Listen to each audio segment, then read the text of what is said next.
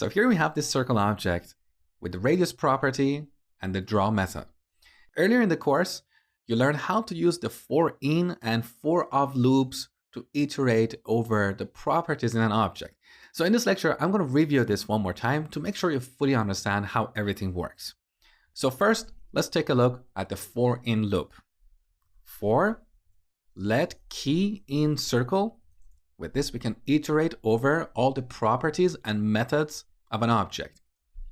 Now we can log the key on the console. So we have radius and draw. And if you want to get the value of a property, we use the bracket notation here. So as the second argument here, we pass circle of key. So we're using the bracket notation to get the value of this key or this property. Save the changes.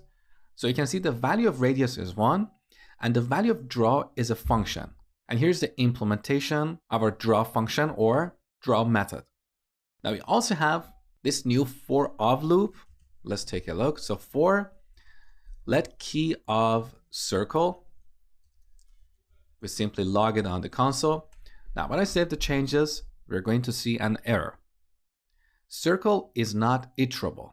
So earlier I told you that the for of loop can only be used with iterables such as arrays and maps. We have not learned about maps yet. We're going to look at them later in the course. What you need to know is that an object is not iterable. So we cannot iterate it using a for of loop. However, we have this method object.keys of circle.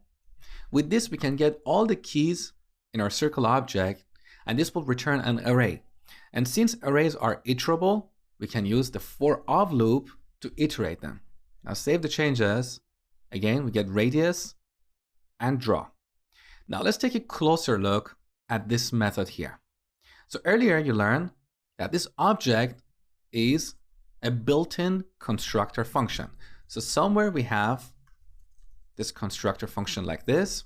And whenever we create an object using the object literal syntax, internally that is translated into a call to this constructor function. So when we create an object using the object literal syntax like this, value is 1, internally that is translated to a call to this object constructor function. So that looks like this, new object, right? Also, you learned that all functions in JavaScript are objects. So they have properties and methods that we can access using the dot notation. So when we type object dot, you can see all the properties and methods defined in this object. So here we're using the keys method, and this method returns a string array which contains all the properties and methods in this object. We have another similar method to object.keys. Let me duplicate this. That other method is called entries. So instead of returning the keys as a string array, it returns each key value pair as an array. Let me show you. So let's rename key to entry.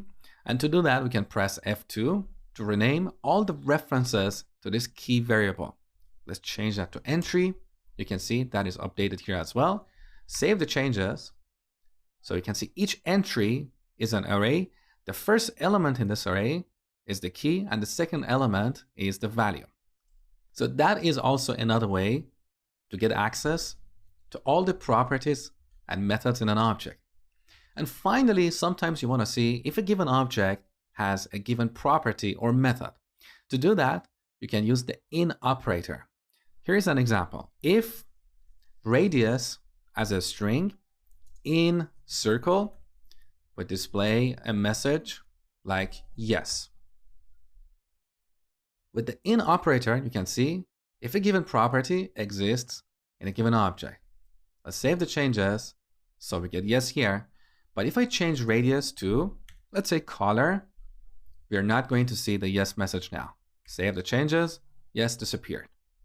So the simplest way to enumerate the properties in an object is using the for in loop, but we can also use the for of loop along with object.keys and object.entries. And finally, to see if a given property or method exists in an object, we use the in operator.